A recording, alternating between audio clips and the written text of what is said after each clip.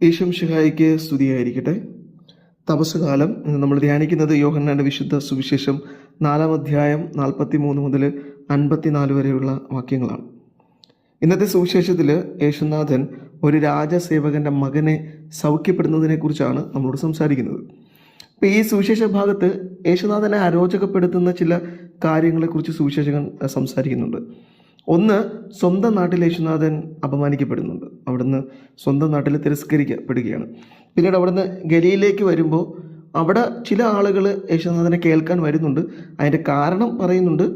യേശുനാഥൻ തിരുനാൾ ദിനത്തിൽ ചെയ്ത അത്ഭുതങ്ങൾ കണ്ടിട്ടാണ്, അടയാളങ്ങൾ കണ്ടിട്ടാണ് അവർ വന്നത്. യോഹന്നാൻ്റെ സുവിശേഷത്തിൽ യേശുനാഥൻ്റെ അത്ഭുതങ്ങളെ അടയാളങ്ങളായിട്ടാണ്, അതായത് അവൻ്റെ ദൈവത്വത്തെയും ദൈവമഹത്വത്തെയും വെളിപ്പെടുത്തുന്ന അടയാളങ്ങളായിട്ടാണ് അത്ഭുതങ്ങളെ കാണുന്നത്. അപ്പോൾ അങ്ങനെ ആ അടയാളങ്ങൾ കണ്ടിട്ട് കുറേയേറെ പേര് വരുന്നു.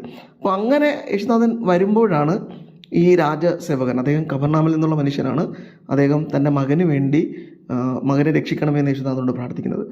അപ്പോൾ ഈ ഒരു പ്രാർത്ഥന കേൾക്കുമ്പോൾ യേശുനാഥൻ ആദ്യം പറയുന്നത്, നിങ്ങളെല്ലാവരും അത്ഭുതങ്ങളും അടയാളങ്ങളും അന്വേഷിക്കുന്ന തലമുറയാണ്, നിങ്ങൾ അത്ഭുതങ്ങൾക്ക് വേണ്ടി മാത്രം എൻ്റെ അടുത്ത് വരുന്നവരാണ് എന്നൊക്കെ പറയുന്നുണ്ടെങ്കിലും ഈ മനുഷ്യൻ വീണ്ടും എൻ്റെ മകൻ മരിക്കുന്നതിന് മുമ്പ് അവിടെ നിന്ന് വരണമേ എന്ന് പറയുമ്പോൾ യേശുനാഥൻ അവനോട് പറയുന്നുണ്ട്, നീ പൊക്കൊള്ളുക, നിൻ്റെ മകൻ സൗഖ്യപ്പെടും. അപ്പോൾ ഇവിടെ അടയാളങ്ങൾക്ക് വേണ്ടി, അത്ഭുതങ്ങൾക്ക് വേണ്ടി യേശുനാഥനെ സ്നേഹിക്കുന്നവരെ കാണുന്നു.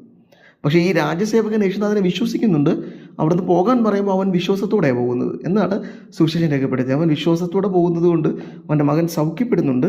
അതായത് യേശുനാഥൻ ജനങ്ങളോട് ഉള്ള ഒരു സങ്കടം യേശുനാഥൻ്റെ മനസ്സിലുണ്ട്.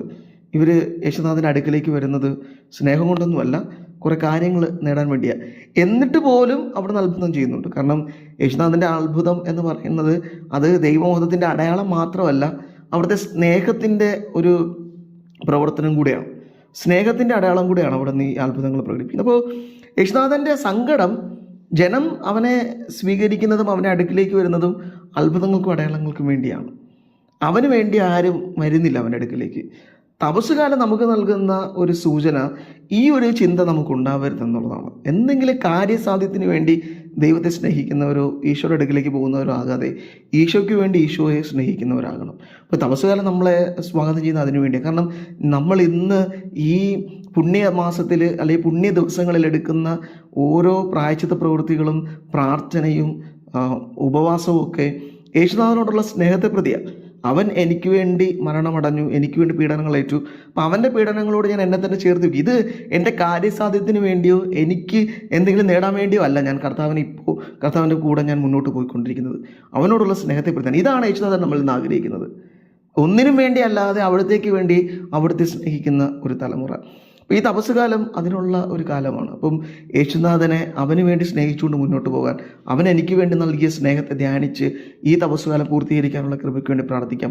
ഇത് തപസ്സുകാലം മാത്രം നമ്മൾ ചെയ്യേണ്ടതല്ല, ജീവിതത്തിലുടനീളം യേശുനാഥന് വേണ്ടി യേശുവിനെ സ്നേഹിക്കാൻ വിളിക്കപ്പെട്ടവരാണ്. ഈ ഒരു ബോധ്യം നമുക്ക് നൽകണമെന്ന് യേശുനാഥനോട് പ്രാർത്ഥിക്കാം. കർത്താവ് നമ്മെ അനുഗ്രഹിക്കും.